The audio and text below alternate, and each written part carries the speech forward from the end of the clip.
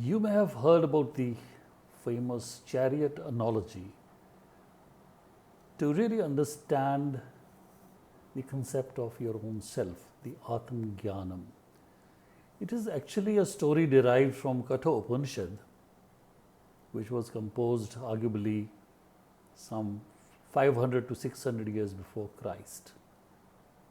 And this analogy helps us to better understand the interrelation and interplay between the body, the senses, the mind, the intellect, and finally with the Atman, the soul.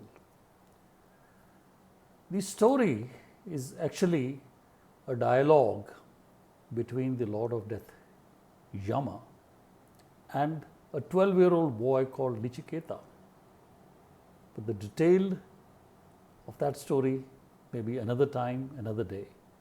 But here we are just going to tell how Yama, the Lord of Death, unfolded this great analogy which helped the little boy to understand the meaning of self, the Atman Jnanam, and also will help you to appreciate what the difference between the various terms that we use almost interchangeably, intellect, mind, senses, soul, how they are different and what is the interplay. Now the analogy is very simple and there are only 4 parameters in which he talks about. The chariot. Chariot is nothing but your body. The body as we understand and as we see. That is the chariot. Now the chariot has horses, perhaps 5 horses who are actually going to pull the chariot, and those horses are the senses, the indriyas, the sense of sight, of smell, of taste, of touch, of hearing. So therefore the 5 horses representing your 5 senses, whereas the chariot is the body. Now you got the reins, lagam. Horses would perhaps run in a different direction unless the reins were properly used. So horses of the chariot of life are not supposed to run in different direction. They are guided very smoothly, expertly by the reins, and that reins is nothing but your mind, the mental faculty. Your mind is controlling your senses. You see, a person may be standing in front of you, you may not notice him if your mind is not there, if your concentration is not there. You may not hear a thing if you're thinking about something else or deep down into rumination. Nothing wrong with your ears. So mind is going to control the senses. Mind is going to help you, hark, let's hear, is that a sound? Your mind, the ear is the same. The frequency response of the ear remains the same. But your mind focuses the eye onto something small font, or you're looking at the star. So the mind, the mental faculty, the mana, is personifying the reins, is personified through the reins which control the horses. Mind is very chanchal, like a monkey, it can jump from here to there. And who is going to control that mind? The charioteer, the sarathi. And who's the sarathi in this case? Your intellect, your Budhi and Vivek. People generally confuse between mind, are you out of your mind? And also between Budhi and Vivek. It is a discerning mind. It will tell your mind, it will guide your mind, it will control your mind. Tell your mind, where are you going? Are you going to go to rob a bank? Or are you going to go and do a charity somewhere? So a discerning intellect and Vivek will guide your mind, which in turn guides your senses. So it's very important. The charioteer, who actually is pulling the reins, and the reins are actually controlling the horses. So the intellect, the Budhi and the Vivek controls the mind. the mana, and the man indirectly then controls the senses. And finally, that is the charioteer. Who is the rider? Who is enjoying the ride? It is you, Atman, your inner core self, the indestructible inner core self. So Yama tells this little boy, Nichiketa, that there are two types of rides. One is full of players, may take you from here to there, but ultimately when death does come, you get into a cycle of births and rebirths.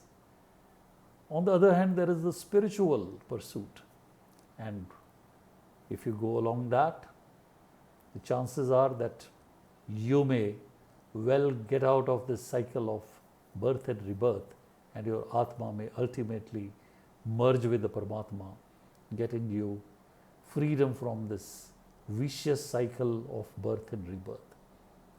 But remember one thing, the body-mind complex, your Atma, cannot exist and is not supposed to exist independently. It interacts with this universe through the body-mind complex, through the body, through the senses, through your mind, through your intellect. And that is the path of what you call me. But the real true me, the I, is the Atma. So no one is saying, let us underestimate the importance of body. Healthy body is a must. That will give you a healthy chariot for a smooth ride in the life. A longer, smooth, happy ride. Senses, keen senses, will help you to better appreciate the world around you. So keen senses, the 5 senses, fully and keenly developed but under control of your mind, the reins, subtly, sometimes harshly operating and keeping the senses under control. It's the mind. Even in Gurbani, we find the verse, Panchanka Guru Ek Dhyan. It is your mind which controls these 5 senses. And finally, intellect, Vivek. This is the gist of your value system, of the ethical values, to do the right thing which resonates with you at that particular time. That is the right thing. And discerning Budhi, Vivek, and that is what intellect is all about. And finally, you've got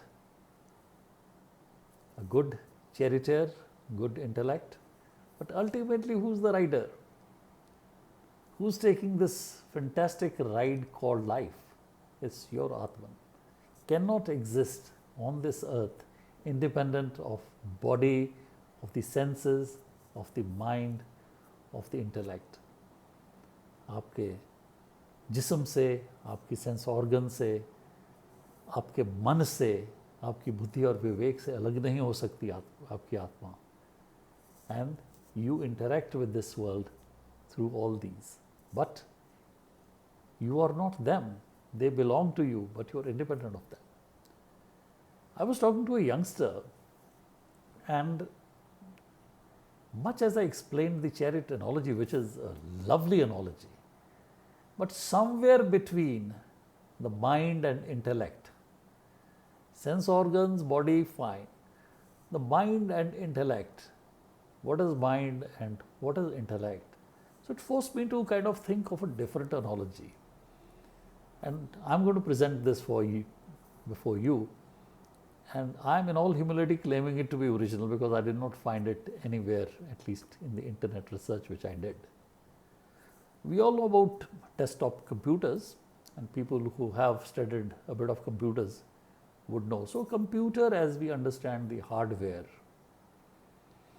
the terminal, the monitor, the hard disk and so on, all joined together, is your computer. And that is your body. And the input-output devices, the camera, the typewriting, the printer, inputs and outputs, going in, coming in to the computer are your senses. And what is your mind? What are the mental faculties? What are those faculties of mind which help you to do logic and mathematics? That is the central processing unit of the computer. We used to learn it is arithmetic and logic unit and the control unit put together. It is a central processing unit, and CPU on a single chip. Intel was the first company to do that. So these are the mind, the reins. So computer hardware, input output devices, and central processing unit are the reins. But what is the mind of the computer? It is the software. All this hardware and the CPU are quite useless. They would not know how to function unless there is a software to run it. The system software, fine, as well as the software created by you. So this is the intellect and the buddhi, the software. And who is the rider? Who is the Atman? The software programmer. So here now between the software, the buddhi, the charioteer, the intellect, you could have a software meant to hack and rob a bank. You could have a software which is created to control the banking transactions of a banking system. Software created by the charioteer. The charioteer is not under your control, you could go in a different direction. So the programmer, ultimately the rider, the Atman, that is the true master. So therefore in life, you need to have a good body, active senses, a mind to control the senses, not to be distracted. There are so many distractions in life, but keep the senses under control. They should be keen and sharp because you'll be requiring them. But your mind will keep those senses under control. And mind, which is chanchal, as we said, jumping from here to there, your Budhi and Vivek will not only keep it under control, but also channelize its energies in the positive direction, the ethical, the positive values. And finally, you've got the rider, your Atman. All these are your instrumentalities. The body, the senses, the mind and intellect are instrumentalities. They belong to you, but they are not you. And a person who has a good body, senses, mind, Vivek, Budhi, and that wonderful feeling of self, the Atman, will have a smooth journey through the life and perhaps merge with the Almighty. So friends, this was the Chariot Analogy. To conclude, chariot is nothing but your body, the horses are your senses, reins are the mind, intellect is the charioteer, and even the charioteer cannot be, you can't have a drunk driver, you can't have a driver who's sleeping. It will cause you an accident, derail you in this process. And finally, the rider, the Atman, that is actually the Lord and Master of all this without being any of these. So friends, this was the analogy of the chariot interspersed with a little bit of the personal computer that I injected into it. And this helps you to clarify the concept, and all in 4 verses in Kathopanishad, Yama speaking to the little boy Nichiketa tells you this Atam Jnanam, self-analysis and the knowledge of the soul through this analogy, which will always help you to distinguish between intangible concepts. Sometimes in English we use interchangeably the mind and the intellect. So thanks for joining in. If you feel that these little talks are of any use, please do not hesitate to comment, share and subscribe. And we'll be coming out with similar short videos in future as well. Namaskaram.